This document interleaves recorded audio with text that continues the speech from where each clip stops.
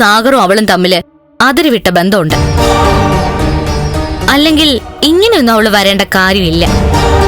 ഇതുപോലെ വൃത്തികെട്ട ഒരുത്തിയാണല്ലോ അവൻ കല്യാണം കഴിച്ചത്. അങ്ങനെ ചിന്തിക്കണ്ടമ്മേ. നമ്മള് പറഞ്ഞതാ ശരി. വിഷുവിന്റെ അന്ന് പോലും ഉണ്ണിക്കണ്ണന്മാരായിട്ട് കുറെ കുഞ്ഞുങ്ങൾ ഇങ്ങോട്ട് വന്നു. അതും കൂടെ ആയപ്പോ അവളുടെ മനസ്സ് ശരിക്കും ഒന്ന് ഇളകി. ഇപ്പൊ ഒരു കുഞ്ഞു വേണമെന്ന് അവൾക്കും വാശിയായി. ആയിക്കോട്ടെ, അങ്ങനെ നാളെ അവൾക്കൊരു കുഞ്ഞ് ജനിക്കുവാണെങ്കിൽ അന്യന്റെ കുഞ്ഞിനെ കണ്ണം നോക്കണോ? അയാൾ അതും ചെയ്യും, അതിനപ്പുറവും ചെയ്യും. അയാൾക്ക് സഹായത്തിനൊരാള് മതി. പിന്നെ സ്നേഹിക്കാൻ ഒരു കുഞ്ഞിനെ കിട്ടിയാ അത്രയും നല്ലതെന്ന് പറയുന്ന കൂട്ടത്തിലാ കണ്ണേട്ടൻ.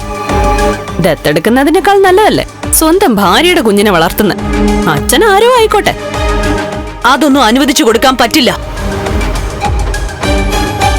ഒരമ്മയാകാൻ പോകുന്നുവെന്ന വാർത്തയെങ്ങാനും അവൾ അറിയിച്ച അടുത്ത നിമിഷം ഈ പടിക്ക് പുറത്താവള്.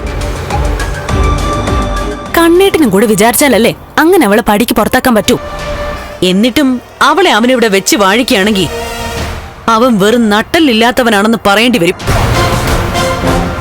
ഇപ്പൊ തന്നെ നട്ടല്ലില്ലല്ലോ. അന്നത്തെ അപകടത്തില് നട്ടലിന് ക്ഷതം പറ്റിയില്ലേ?